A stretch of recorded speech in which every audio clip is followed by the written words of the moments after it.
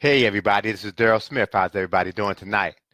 I've been on this financial kick for 2018, and I thought I'd just come on right quick and give you some quick information that I learned about 5 things that could negatively affect your credit. And I think in 2018, we need to all concentrate on our finances. I've been working with a product that repairs your credit, gives you some good credit education, talks about savings, talks about reducing your debt. And I think that this is something that everybody should pay attention to. So I'm going to keep on coming on and telling you some things that I'm learning until everybody says, yep, I think he's got a great idea there. He's right.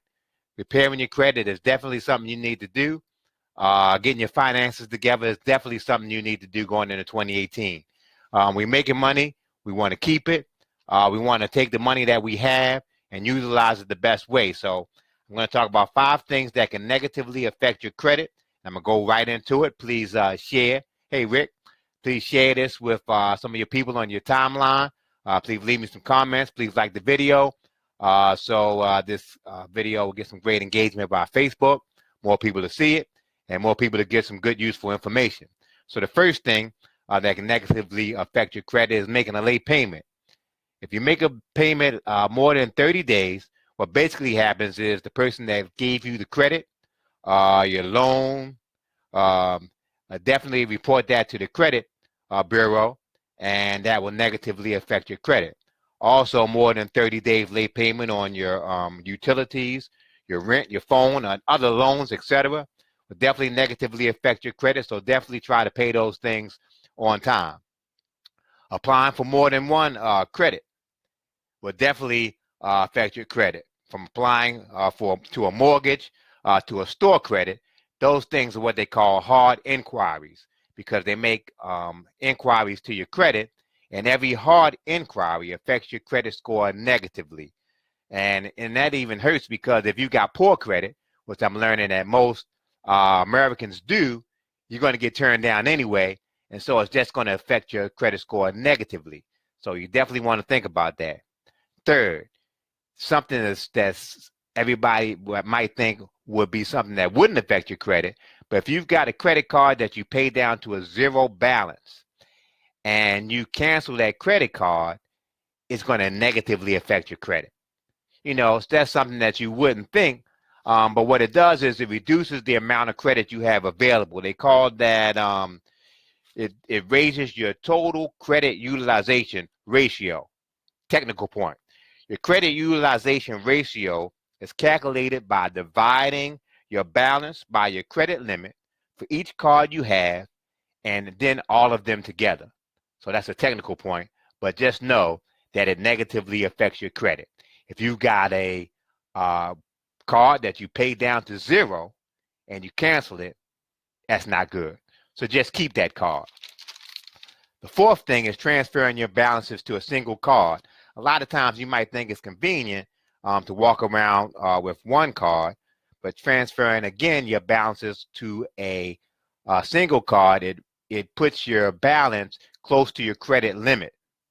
And when you put your balance, hey Larry, when you put your balance close to your credit limit and you're up to your credit limit, again, that negatively affects your credit utilization and takes it way up. And again, that hurts your score. And these things might sound simple, but when you hurt your credit score, again, you get high interest rates, you get turned down for a lot of things, and it's going to cost you money. And in some cases, it can cost you a job. Last, co-signing. I definitely don't co-sign. When you co-sign for somebody else, you take on their debt. And if they don't pay, and a lot of times they don't because they have bad credit because they don't pay, and you co-sign, and you get stuck with that debt and that responsibility, again, if you don't pay or it adds to your debt, it negatively affects your score. So these are 5 simple things that affect your score. Let's go over them. Please share this. Please leave me some comments. Please like. Again, the 5 things are late payments, more than 30 days. The second thing is applying for more than one credit. Even if you get turned down, it negatively affects your credit because it's a hard inquiry. Third, canceling a credit card that you've paid down to a zero balance, which you might think that's something that wouldn't negatively affect your score, but it raises your credit utilization ratio, and you don't want to do that. Fourth thing is that transferring balances all to one card, because it puts the balances up to near your credit limit.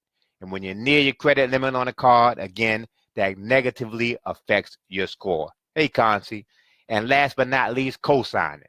And I never co-sign. You definitely don't want to do that, because then you take on the debt of someone else. So those are 5 things that can negatively affect your credit. Again, in 2018, I'm putting an emphasis on finances, partner with a great company where you can definitely learn some education about reducing your debt, accelerating your income, repairing your credit, and some other things that will definitely help you with your finances, and also improving your savings. And these things are definitely some things that we need to do going into 2018. Also, they have a program where if you know some other people who may be interested in getting the same credit education, repairing their credit, you definitely get a commission for referrals. So it's a great program. And one thing I just want to ask you, do you think that $29 a month is too much to pay to get your credit repaired? You know, again, we, as the average American, not just certain Americans, but the average American has a poor score. And it costs all of us more money to use money, to spend money in the store. We get higher interest rates. We get turned down. We have to put a larger deposit on the things that we purchase. And so it's just not a good thing. I heard somebody today, one of my partners, she did a live, and she was talking about the what we pay for convenience. You know, we pay somebody to do our hair, to cut our nails, to polish our nails, to clean our apartments, or wash our cars. A lot of things that we can do ourselves, but we pay for it because it's convenient and we don't have to do it ourselves. And so it's the same thing with credit repair. If there's a company that's going to repair your credit, you don't have to do anything other than just pay the monthly fee. I think it's just something that definitely is something that is a matter of convenience, and it's a matter of financial necessity. You know, to have your credit to be a 750 and above is a matter of financial necessity, because again, you can use your credit, and not just to purchase a washing machine, like I said, or a car, but to when you see those investment opportunities, you can get that money and you can use it, and you can make some money off of it, and you can definitely take that money and pay it back. And so credit is a good thing. Let's pay attention to our finances in 2018. Let's start the year off right.